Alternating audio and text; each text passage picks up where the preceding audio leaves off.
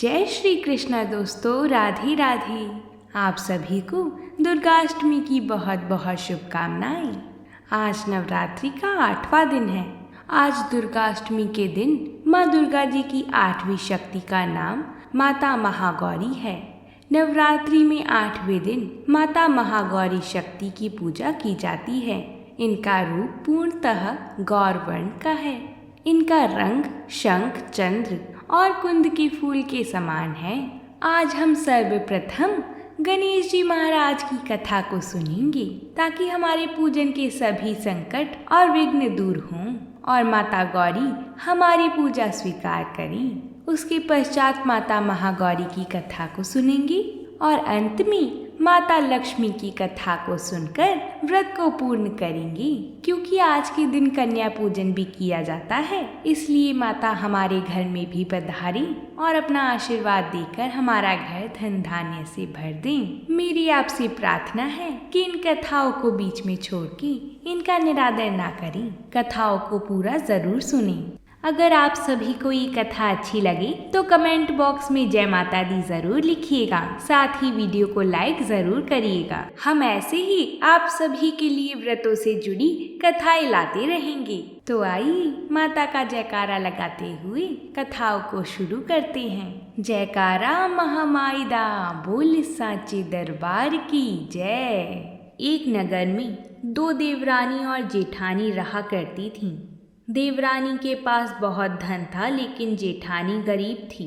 जेठानी गणेश जी की बहुत आराधना करती थी।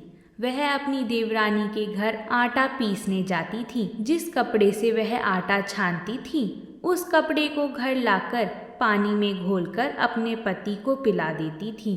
एक दिन देवरानी के लड़के ने देख लिया और अपनी माँ से बोला कि माँ, ताई यहाँ से आटे का कपड़ा ले जाकर ताऊ जी को घोलकर पिला देती हैं। देवरानी बात सुनकर बहुत गुस्सा हुई और जेठानी को बोली कि मेरे घर से आटा छानने के बाद कपड़ा यहीं पर रखकर हाथ धोकर जाया करो। वह ऐसा ही करने लगी, लेकिन जब वह घर जाती तो उसका पति बोलता कि मुझे आटा घोल कर दे। जेठानी ने बोला कि आज उसने आटा छानने का कपड़ा रख लिया है। तब उसका पति गुस्से में आकर उसको मारने लगा। उस रात वह दर्द में गणेश जी करती सो गई।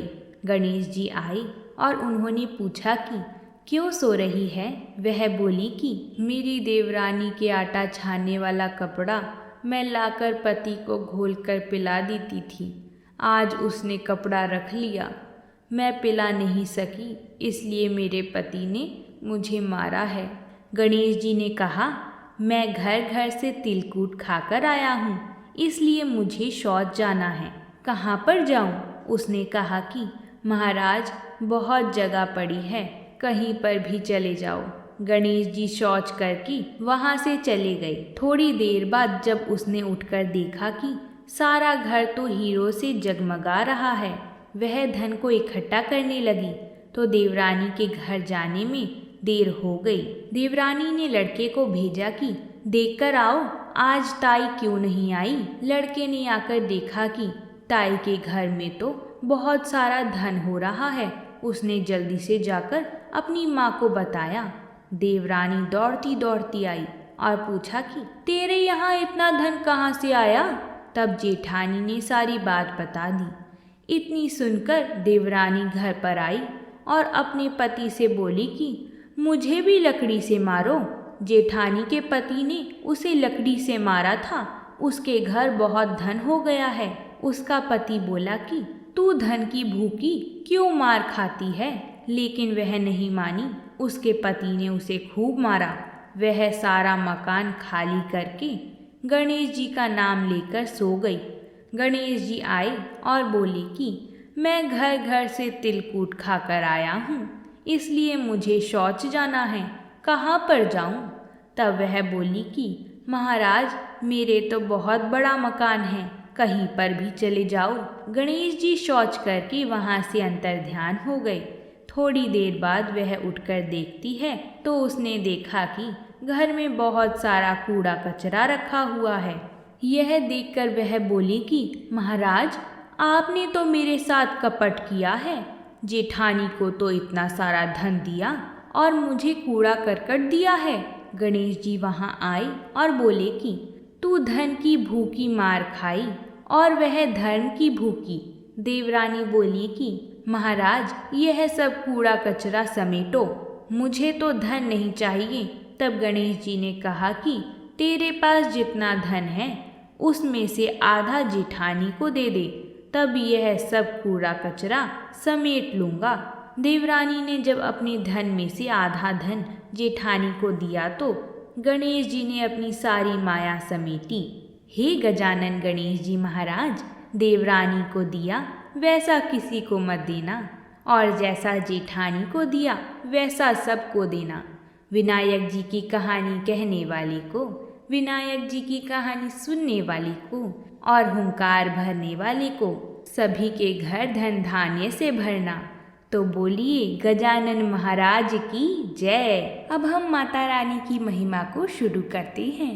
माँ महागौरी की अवस्था 8 वर्ष की मानी गई है। अष्टवर्षा मवेद गौरी, इन्हें अन्नपूर्णा, ऐश्वर्य प्रदायिनी और चैतन्यमयी भी कहा जाता है। इनकी 4 भुजाएं हैं। इनका ऊपर वाला दाहिना हाथ अभय मुद्रा में है तथा नीचे वाला हाथ त्रिशूल धारण किए हुए है। ऊपर वाले बाएं हाथ में डमरू धारण कर रखा है और नीचे वाला हाथ वर मुद्रा में है। इनकी पूरी मुद्रा बहुत शांत है। माँ महागौरी वृषभ वाहिनी व शांति स्वरूपा है। माता महागौरी की पूजा अमोघ फलदायिनी है और इनकी पूजा से भक्तों के तमाम पाप धूल हो जाते हैं। भक्तों के पूर्व संचित पाप भी नष्ट हो जाती हैं। माता महागौरी का पूजन अर्चन उपासना आराधना कल्याणकारी है। इनकी कृपा से अलौकिक सिद्धियां भी प्राप्त होती हैं। दैन्य दुख उसके पास कभी नहीं जाते। वह सभी प्रकार से पवित्र और अक्षय पुण्य का अधिकारी हो जाता है। कहते हैं जो स्त्री माँ की पूजा भक्ति भाव सहित करती है उनके सुहाग की रक्षा देवी माता स्वयं ही करती हैं। आइए माता महागौरी की कथा को सुनते हैं। जब पार्वती जी ने शिव जी को पति रूप में प्राप्त करने के लिए कठोर तपस्या की थी, घोर तप के कारण से इनका शरीर काला पड़ गया था। इनकी तपस्या से प्रसन्न होकर भगवान शिव ने इनके शरीर को गंगा जल के पवित्र जल से धोकर कांतिमय बना दिया था। उनका रूप गौर वर्ण का हो गया था, इसीलिए यह माता महागौरी कहलाई। इनकी एक और भी कथा है। इसके अनुसार भूखा सिंह भोजन की तलाश में वहां पहुंचा जहां पर देवी तपस्या कर रही थी। देवी को देखकर सिंह को भूख बढ़ गई, लेकिन वह देवी की तपस्या से उठने की प्रतीक्षा करते करते वहीं बैठ गया।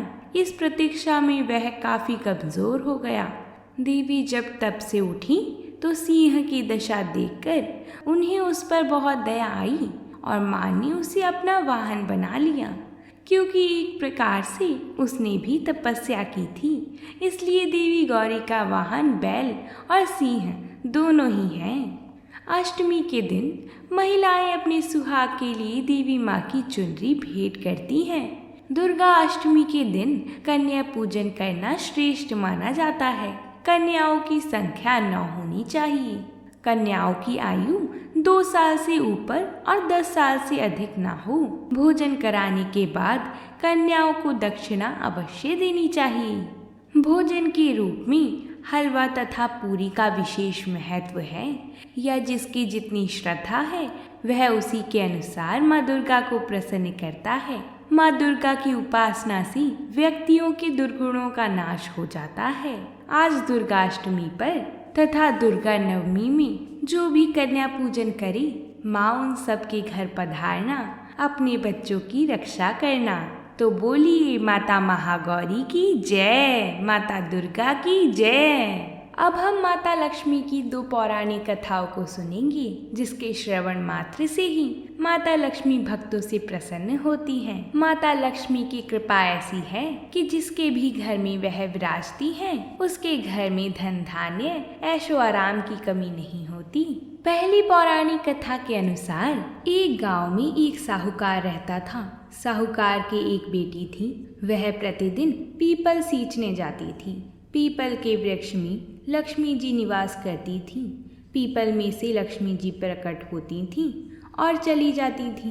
एक दिन लक्ष्मी जी ने साहूकार की बेटी से कहा, तू मेरी सहेली बन जा। तब लड़की ने कहा कि मैं अपने पिता से पूछकर कल बताऊंगी। साहूकार की बेटी ने घर जाकर अपने पिता को सारी बात बता दी। तब उसके पिताजी बोले, वह तो लक्ष्मी जी हैं, तू तो लक्ष्मी जी की बात मान ले, अपने को और क्या चाहिए, तू लक्ष्मी जी की सहेली बन जा। दूसरे दिन वह लड़की फिर गई। तब लक्ष्मी जी पीपल के पेड़ से निकल कर आई और कहा, सहेली बन जा। तो लड़की ने कहा, बन जाऊंगी, और दोनों पक्की सहेलियां बन गईं। लक्ष्मी जी ने सहेली से कहा, सखी तू कल मेरे घर भोजन पर आना, भोजन का न्योता दिया है। घर आकर लड़की ने माता पिता को कहा कि मेरी सहेली लक्ष्मी जी ने मुझे खाने का न्योता दिया है।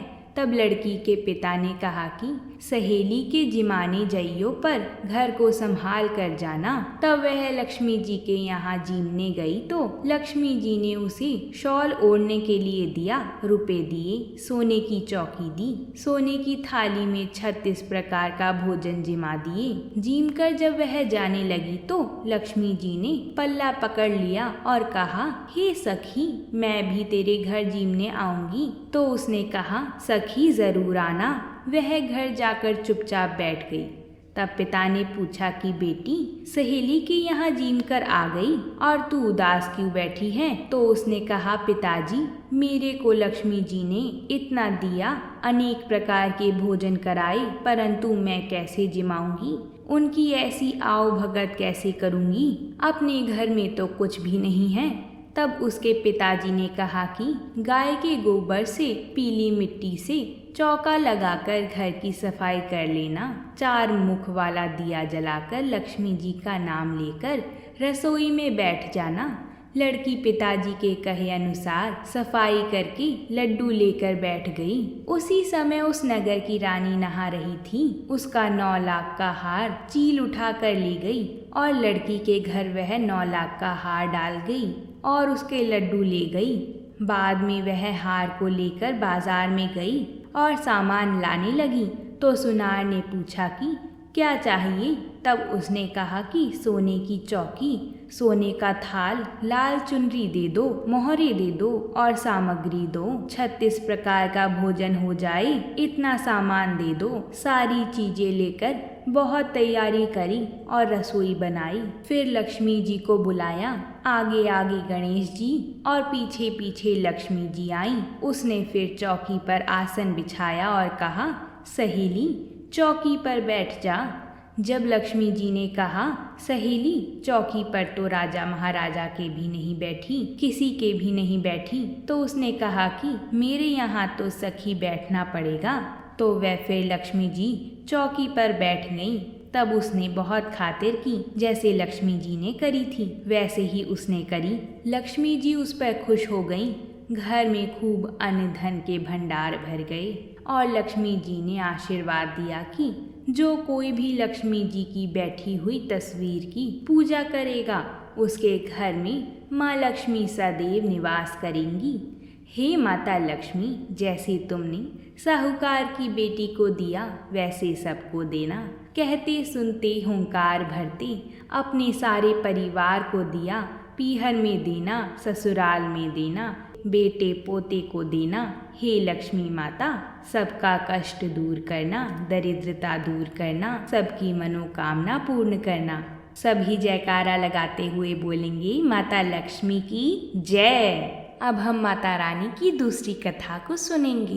एक समय भगवान विष्णु और माता लक्ष्मी धरती पर घूमने निकले। भगवान विष्णु जब धरती पर घूमने के लिए आ रहे थे तब वह लक्ष्मी माता को साथ लेकर नहीं आ रहे थे।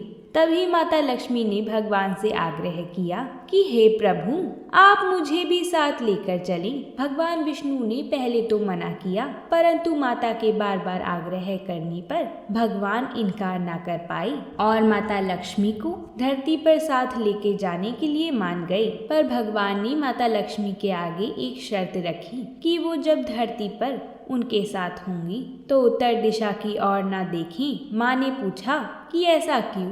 तो भगवान ने कहा कि बस यही शर्त है कि तुम उत्तर दिशा की ओर नहीं देखोगी। माता ने वादा किया वह उत्तर दिशा की ओर नहीं देखेंगी। प्रभु माता को लेकर धरती की ओर चल पड़े। जब माता और भगवान विष्णु धरती पर पहुँचे तो भगवान धरती का भ्रमण करने लगे। माता लक्ष्मी भी उनके साथ ही थी। माता धरती की खूबसूरती को देख रही थी। तभी माता लक्ष्मी इतनी खो गईं कि उनको अपना किया हुआ वादा भी याद नहीं रहा। माता उत्तर दिशा की ओर देखने लगी और वहां उन्होंने एक किसान का खेत देखा। वहां पर लहराते हुए रंग बिरंगे फूल थे। माता उन फूलों को देखकर मोहित हो गई और उस खेत से फूल तोड़कर ले आईं। जब भगवान विष्णु ने माता को देखा कि उन्होंने अपना किया वादा तोड़ दिया है तो भगवान क्रोधित हुए और भगवान विष्णु ने माता लक्ष्मी को अपना वादा याद दिलवाया। माता को जब याद आया तो माता लक्ष्मी ने क्षमा मांगी और कहा कि उन्हें अपनी भूल का स्मरण है और वो पश्चाताप करने के लिए तैयार हैं। माता लक्ष्मी को भगवान विष्णु ने आज्ञा दी कि वह उस किसान जिसके बिना पूछे फूल तोड़े हैं उसके घर पर रह के उसकी सेवा करनी होगी। उन फूलों के बदले माता को उस किसान के घर काम करना होगा। माता ने भगवान विष्णु के आदेश का पालन किया और एक साधारण औरत का वेश बनाकर उस किसान के घर की तरफ चल पड़ी। माता लक्ष्मी किसान के घर पहुंची तो देखा कि किसान बहुत ही गरीब है। माता ने किसान के घर का दरवाजा खटखटाया और देखा कि किसान के घर किसान के साथ उसकी पत्नी और उसके 2 बच्चे रहते हैं। माता ने उनसे कहा कि वह एक बेसहारा स्त्री हैं और उनके पास रहने को कोई स्थान नहीं है। माता ने कहा कि वो उनका सारा काम कर दिया करेंगी, बस उन्हें वहाँ रहने दिया जाए। किसान और किसान का परिवार भला था। उन्होंने उन पर दया की और अपने यहाँ पर रख लिया। माता किसान की झोपड़ी में ही रहने लगी। ऐसे ही कुछ समय बीत गया। माता लक्ष्मी के आने के बाद किसान की फसल फूल बहुत ही अच्छे भाव में बिकने लगे और उसकी अच्छी खासी कमाई होने लगी। किसान बहुत खुश रहने लगा। किसान ने एक नया घर भी बना लिया। ऐसे ही समय बीतता रहा और माता लक्ष्मी भी किसान के घर काम करती रही और किसान एक अमीर आदमी बन गया।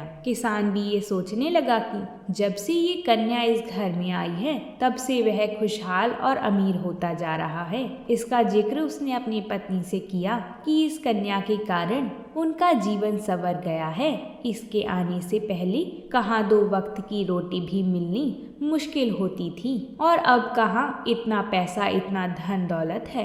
किसान की पत्नी ने भी कहा, ये बात तो सच है कि इस कन्या के आने के बाद से ही हमारी किस्मत बदल गई है और जरूर ये कन्या कोई दिव्य ही है। किसान और उसकी पत्नी ने उस कन्या जो कि माता लक्ष्मी ही थी उस पर नजर रखनी शुरू कर दी। तभी उन्होंने देखा कि भगवान विष्णु उस कन्या के सामने प्रकट होते हैं और भगवान विष्णु माता लक्ष्मी से कहते हैं कि अब तुम्हारी सजा पूरी हुई है, अब वैकुंठ लौट चलो। माता लक्ष्मी विष्णु भगवान से कहती हैं कि जैसी आपकी आज्ञा प्रभु, पर जाने से पहले इस किसान की आज्ञा भी ले लूं। तभी किसान और उसका परिवार देख चुका था कि जो कन्या उनके घर में नौकरानी बनकर रह रही थी वह तो स्वयं ही माता लक्ष्मी है। किसान और उसका परिवार माता लक्ष्मी के चरणों में गिर पड़े और क्षमा मांगने लगी कि हे माता, हमने आपको अपने घर में नौकरानी बनाकर रखा, आपसे घर और खेतों में काम करवाया। माता हमें क्षमा करें, हमसे भूल हुई है जो हम आपको पहचान न सकी। माता लक्ष्मी ने कहा, मैं तो तुम्हारी करुणा भाव से प्रसन्न हूँ। तो किसान का परिवार बोला, माता आपने तो पहले ही हमें सब कुछ दिया है, अभी कुछ मांगने को बचा ही क्या है। अपने गोरे चरणों में हमें जगह दे दो माता। माता ने आशीर्वाद दिया और वैकुंठ की ओर भगवान विष्णु के साथ चली गई। माता लक्ष्मी जब भगवान विष्णु के पास पहुंची तो माता भगवान से कहती हैं कि प्रभु, आपके बिना जाने ऐसा हो ही नहीं सकता कि कुछ घटित हो जाए। तो फिर मेरा यूं पृथ्वी पे जाना, मुझसे भूल होना और उस किसान के घर रहना, ये सब आपकी माया ही थी ना प्रभु। भगवान विष्णु बोले, हे लक्ष्मी, ये किसान मेरा परम भक्त था, पर इसके पिछले कर्म के कारण मैं इसकी सहायता नहीं कर पा रहा था। हे लक्ष्मी, जीवन में कुछ भी ऐसे ही नहीं मिलता। मैंने तुम्हें आग्रह किया था कि उत्तर दिशा की ओर मत देखना, लेकिन तुमने देखा और किसान के बिना पूछे उसके फूल तोड़ लिए। ये किसान बहुत गरीब था, इसने उन फूलों को उगाने में बहुत मेहनत की थी, तो जो तुमने उसके फूल तोड़े उसके बदले में कुछ तो देना बनता ही था। हे लक्ष्मी, जहाँ पर भी तुम्हारा वास होता है वो जगह कभी धन से वंचित नहीं रहती है, इसलिए जब तुम उसके घर गई तो उसको सब कुछ मिल गया। वो किसान गरीब से अमीर हो गया। इतना कहकर भगवान विष्णु अंतर्ध्यान हो गए। बोलिए माता लक्ष्मी की जय, भगवान विष्णु की जय। तो इस प्रकार हमारी आज की कथाएं पूर्ण होती हैं। और अगर आप सभी ने ये कथा पूरी सुनी है तो कमेंट में जय माता दी जरूर लिखिएगा, जिससे हमें ये पता चलता है कि आप सभी ने कथा को पूरा सुना है। आपका प्यार और हमारा साथ ऐसा ही हमेशा बना रहेगा। तो प्रेम से बोलिए जय माता दी।